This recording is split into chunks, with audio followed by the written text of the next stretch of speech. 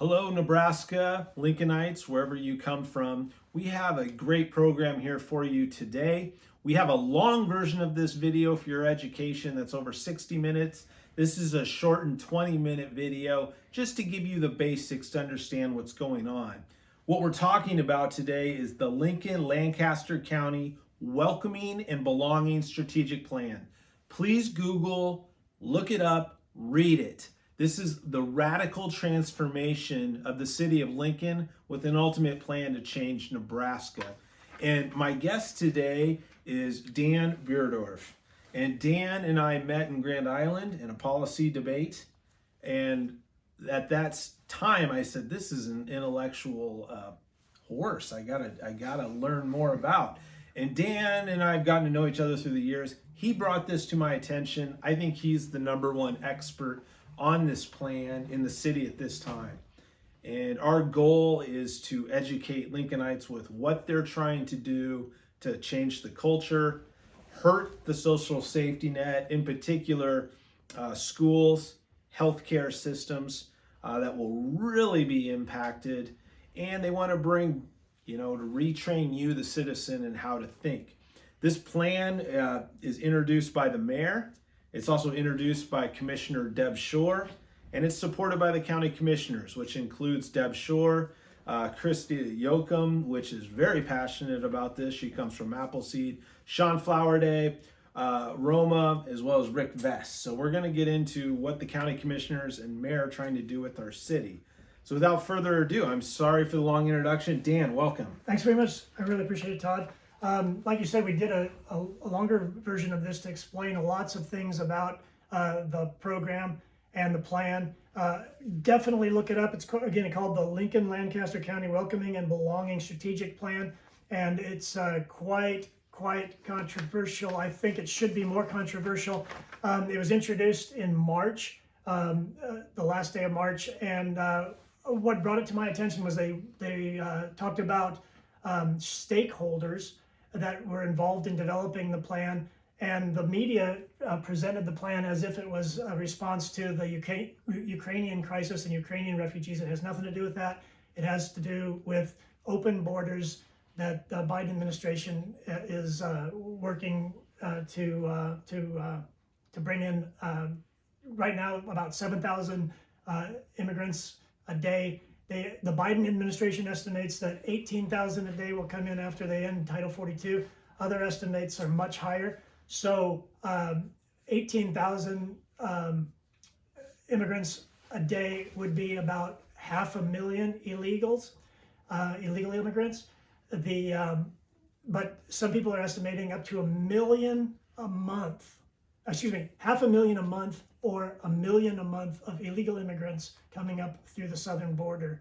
And so this plan is in response to that. It's not in response to the new Ukrainian crisis that was just happening when the war in Ukraine had just begun when they talked about this. So this is about illegal immigration. Yeah, and this is a lipstick plan. This is not a local created plan. This is it's been dubbed the Killer Bee plans. Killer bees being Biden, Bloomberg, Baird, our mayor, or it's also been called the one-sided Lincoln plan. So when you're talking to your friend, if you hear one-sided Lincoln or Killer Bees, they're talking about this strategic plan because it was crafted by one side with not input from a lot of other people. It's a national top-down plan. They attach local names. Just in stakeholder strategy, you can learn more about stakeholder strategy in our other video, but just for right now, simplicity, they put local names on it to feel like it was adopted locally. But this is a national plan really being brought here by progressives from the coasts to change our culture, to change and give them a foothold into this state and radically change our community. So that's the shortened version. So if you hear Killer Bee, one-sided Lincoln, that's this plan. And so what do you want to jump into first? Do you want to jump into the Bloomberg connection, or do you want to jump into the policy and how this is going to make culture change and policy change in Lincoln? Yes, let's jump into, it's a national plan. It goes through G4G. Why don't you, Dan, explain to them what that is? It does cite G4G here in the plan itself. In the plan, it talks about it, but in the plan, they make a point not to mention that it is a Bloomberg plan, that G4G, Gateways for Growth, is a Bloomberg company, a Bloomberg organization, and that New American Economy is also a Bloomberg organization. But the plan, I'm just going to read it out of page 14, one of my favorite pages in the plan. In November 2020, the city of Lincoln and Lancaster became one of 19 localities to be included in the Gateways for Growth G4G program as part of the fourth cohort in the initiative. So there's over a dozen, or I should say dozens of cities that are part of the G4G plan. And you can see on this, this map here that there are dozens of American cities coast to coast that are doing that. And so this isn't a locally grown plan, this is a national plan. It's launched in 2016. G4G is a competitive opportunity for localities to receive research support and technical assistance. And that's what this plan claims, that they received technical assistance from G4G. And they receive this assistance from New American Economy and Welcoming America to improve immigrant inclusion in communities. So New American Economy and Welcoming America wrote this, guided it, and created it for the local use. And they do that through all these communities that I just showed you. Continuing with page 14, as a G4G awardee, Lincoln and Lancaster received a customized quantitative research report from New American Economy on the demographic and economic contributions immigrants make in the community. So the report is from Bloomberg. So Bloomberg devised the report and guided this whole plan. Additionally, we received tailored technical assistance from New American Economy, again a Bloomberg group, and Welcoming America to help draft, execute, and communicate a multi-sector immigrant inclusion strategy. Both organizations have played an integral role in guiding the development of this welcoming and belonging plan. That's Bloomberg guiding the plan from New York. So you may be misled from the opening page because it's the mayor talking about community stuff, and then it's Deb Shore writing about creating welcoming infrastructure, whatever that is. Right. And so it comes off as local, but this is instituting a national plan into our local city. And they tell you that on page 14 of the plan, but they don't tell you that, oh, by the way, this is Bloomberg from New York running this. And then it continues, New American Economy is a bipartisan research and advocacy organization founded to educate, empower, and support policymakers, influencers, and citizens across the country to see the economic and social benefits of a smart approach to immigration reform. Smart approach to immigration reform is code for amnesty, whether it's coming from Biden with open borders, or it's coming from different national think tanks. Smart approach to immigration is amnesty in one form or another, and policymakers and policy groups set timelines for what that amnesty would look like. And we'll teach you more in the long form video what this is. We can't go into depth on this short video, but anytime you see smart, it's usually not smart, or if it's affordable, it's not affordable. So these are tips to just try to brainwash you and say, this is what's good, but it's really the opposite. And it says the New American Economy has created a coalition of civic, business, and cultural leaders who span the political spectrum and represent all 50 states. We saw that map of different communities around the 50 states that are part of this. It's not locally developed, it's nationally developed, it's New York developed from Bloomberg. So killer bees, that's the G4G element. Biden, Bloomberg, Baird, our county commissioners, Shore, Yoakum, Flower Day, Roma, and Rick Vest are all part of this. And then going on with this quote on page 15, the Gateways for Growth Planning Committee includes representatives of the City of Lincoln, Lancaster County, and the New American Task Force. Planning committee members identified a broad range of community stakeholders, and that gets into stakeholder strategy, which is a way to build false consensus, an overlay of consensus on a predetermined plan. So what this stakeholder thing does, stakeholders, they invite people to become stakeholders, but they have a predetermined outcome, a predetermined consensus that the stakeholders are led through and sign on to, whether they realize it and they're willing participants or they don't really realize that they're being used. And what's really blunt in this thing is refugee and immigrant resettlement here is the goal. And now you care about how's this going to affect you. And Todd, you mentioned social safety net. We talk about strain on educational resources, strain on healthcare resources, and ultimately more taxes and spending to achieve these goals. So let's kind of get into some of the, let's go to the end. Let's come back to, or you want to go to page 17 there? Well, page 7 is one of my favorite pages, but where they outline, yeah, well, that might be a good place to go. Let's just jump right over to page 17, excuse me, 7, and this gives you an idea of what they're looking for. This is under One Lincoln, and this is on page 7 of the Lincoln-Lancaster County Welcoming and Belonging Strategic Plan. Look it up, please look it up. Page 7, it says that One Lincoln champions community policies, practices, and culture change initiatives that advance equity, diversity, and inclusion, as well as efforts to foster individual community members' personal journeys of awareness and transformation through conversations on topics like discrimination. So what they're talking about is culture change, policy change, and personal change that will make you identify that you are part of the systemic racism or systemic problems that are being presented as if they are occurring in our community.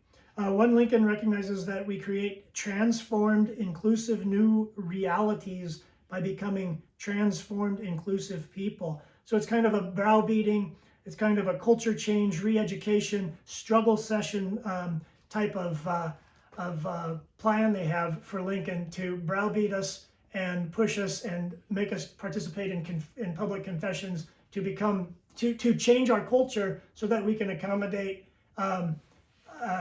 millions of illegal aliens who might not be familiar with our Bill of Rights, our constitutions, and our human rights in locally and nationally.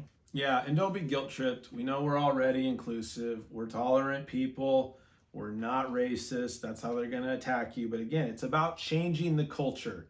And again, this is classic importation of coastal progressive politicians to say the prairie needs to be changed. And we're proud of our Midwestern values, and we believe in constitutional values. And those are okay to stand by with all our neighbors in town that we've already done.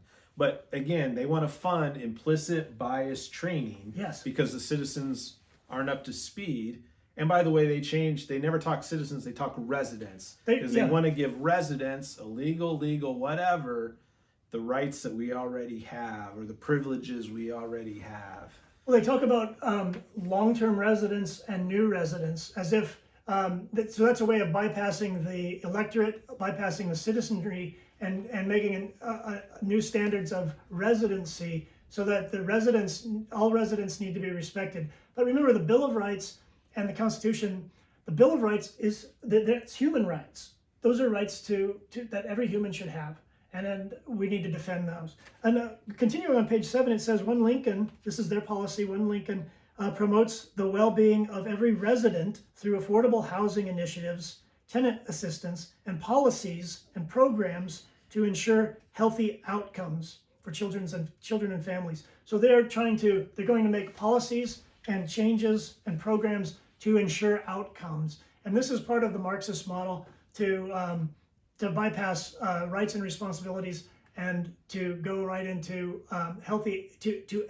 equity and outcomes, and that they can be assured by the government. And so you'll need a bigger government to ensure better outcomes. Because if the outcomes aren't equal, that just shows that the government's not big enough, not powerful enough to ensure it. Equity is not about equal rights or equality under the law. Equity is about outcomes, which is more communist based. So be very careful there. We have more on that in the long video. In addition, in the long video, we get into land trusts. We're talking about a radical transformation of property rights. Just permanently acquire land to permanently create affordable housing for refugee and immigrant resettlement. Again, refer to the long video. And Todd, the document talks about the, quoting, the initiative seeks to ensure that the city's workforce is diverse and representative, that no one is discriminated against in employment, housing, and public accommodations as well. Does that sound familiar from what we've recently seen this year? That discrimination complaints are handled fairly and expeditiously. Handled by who is what I asked. And, Human Rights Commission, what they Right. try to get in the ordinance and create their own judicial bodies. yes, and that unfair inequities in the community are addressed and reduced. So to this end, they have One Lincoln Employee Advisory Board engages and supports Lincoln's internal diversity and equity. This plan has already been written into the 2021-2022 budget. This is why we need to change out who is serving us in these bodies to new people that are proud of Lincoln and who we are, and preserve American culture, preserve Nebraska culture. That budget funding includes funding for a diversity, equity, and inclusion administrator. Yes. Let's go to the surveys. How's Sure. this going to affect you? This is where it gets really blunt, where they call for what they need.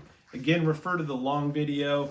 It was a highly biased population of who they surveyed. They all have stakeholders in the immigration Well, the expansion. The plan implies that the 67 stakeholders are also the large majority of the out of the 110 surveyed people. 67 of them are involved in over 67. A vast majority are involved in the immigration industry and are from the U.S. Although the survey wants to say that it's multicultural and multi ethnic, but it's all coming from the immigration industry. It's quite astounding. So I want you to hear the main themes. It's going to be more services, more retraining to achieve these goals of refugee and immigrant resettlement. This is why it's Killer Bee Plan. It's sad to watch our commissioners and the welcoming from our mayor and Commissioner Shore to say this is what we need to do. So let's just go bang, bang, bang. How do we achieve this refugee and immigrant settlement plan? Well, there's a emphasis on access, on equitable access, and access of opportunity, access of services, access. And so the question is who pays.